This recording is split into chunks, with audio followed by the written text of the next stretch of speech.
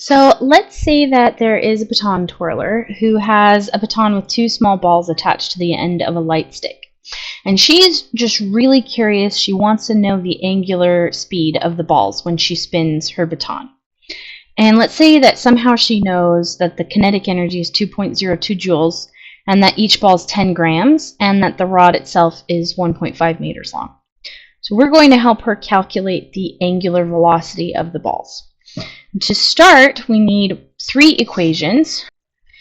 We need to know that the radius is half the length. We need to know that the moment of inertia is the mass times the radius squared. And we need to know that for angular momentum or angular motion, the kinetic energy is 1/2 the moment of inertia times omega squared, and omega is our angular velocity. So I'm going to start by using our kinetic energy problem.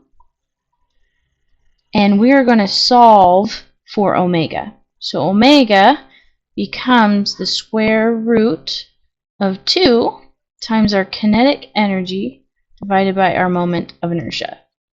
And what I'm going to do here is I'm going to continue to plug things in that I know until everything in my equation are things that I've been given in my problem. So I don't know moment of inertia, but I do know moment of inertia is the mass times the radius squared. So omega then becomes equal to the square root of 2 times the kinetic energy over. Now this mass is the total cumulative mass. So what I'm actually going to do is I'm going to say it's 2 times the mass of one ball. You might see why I do that in just a second here. And then it's times the radius squared. So the reason why I say 2 times the mass of one ball is these 2's will actually end up canceling.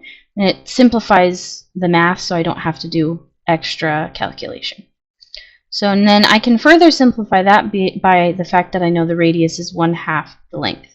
So then that becomes the square root of the kinetic energy over the mass, and again this is just the mass of one ball, times 1/2 the length, and all of that is squared. So the way I'm going to rewrite that, and so the square applies to the 1/2 and the length, and instead of dividing by another fraction, what I'm going to do is I'm going to take its reciprocal and multiply it. So that 1/2 becomes 1/4, and then I can bring it up to the numerator. And so that becomes 4 times the kinetic energy over the mass of one ball times the length squared.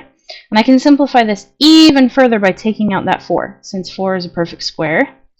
So then that our angular velocity becomes 2 times the square root of my kinetic energy over the mass times the length squared. So now I'm given my kinetic energy. I know the mass of each of the balls, and again this is just the mass of one ball, and I know the length of my rod, so I can actually calculate everything here for this. So I'm going to say that that's 2 times our kinetic energy is 2.02 joules.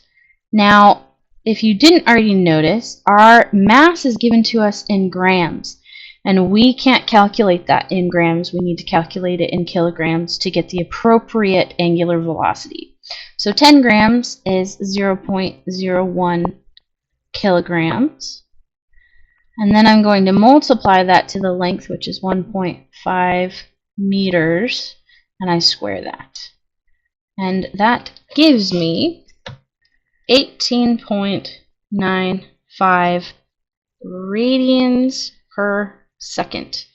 And this is the angular velocity of our balls at the end of that rod.